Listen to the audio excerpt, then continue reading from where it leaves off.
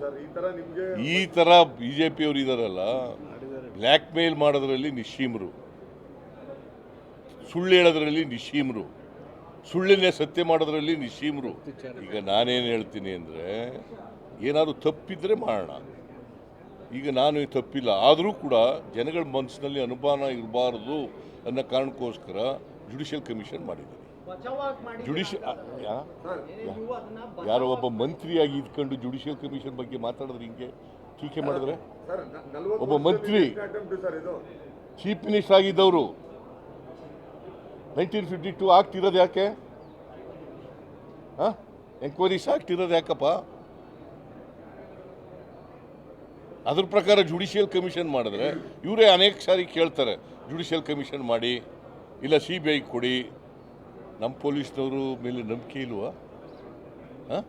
SIT ಮಾಡಿದ್ದೀನಲ್ಲ ಈಗ ನಾನು. ತಾಳೆ ಒಬ್ರು ಕೇಳ್ರಿ.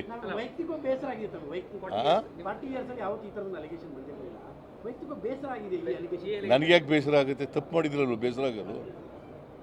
ತಪ್ಪೇ ಮಾಡದೇ ಇರೋದ್ರಲ್ಲಿ ಬೇಸರ ಯಾಕಾಗುತ್ತೆ? ಈ ಥರ ಬಿ ಜೆ ಪಿಯವರು ಇದ್ದಾರಲ್ಲ, ಬ್ಲ್ಯಾಕ್ ಮೇಲ್ ಮಾಡೋದ್ರಲ್ಲಿ ನಿಶ್ಚೀಮರು, ಸುಳ್ಳು ಹೇಳೋದ್ರಲ್ಲಿ ನಿಶ್ಚೀಮರು, ಸುಳ್ಳಿನೇ ಸತ್ಯ ಮಾಡೋದ್ರಲ್ಲಿ ನಿಶ್ಚೀಮರು. ಅವ್ರಿಗೇನು ಕಮಿಟ್ಮೆಂಟ್, ಯಾವ ಐಡಿಯಾಲಜಿ ಇದೆ ಅವ್ರಿಗೆ? Let me no. They are against the social justice, they are against the secularism, they are against the democracy, they are against the constitution. What ideology they have?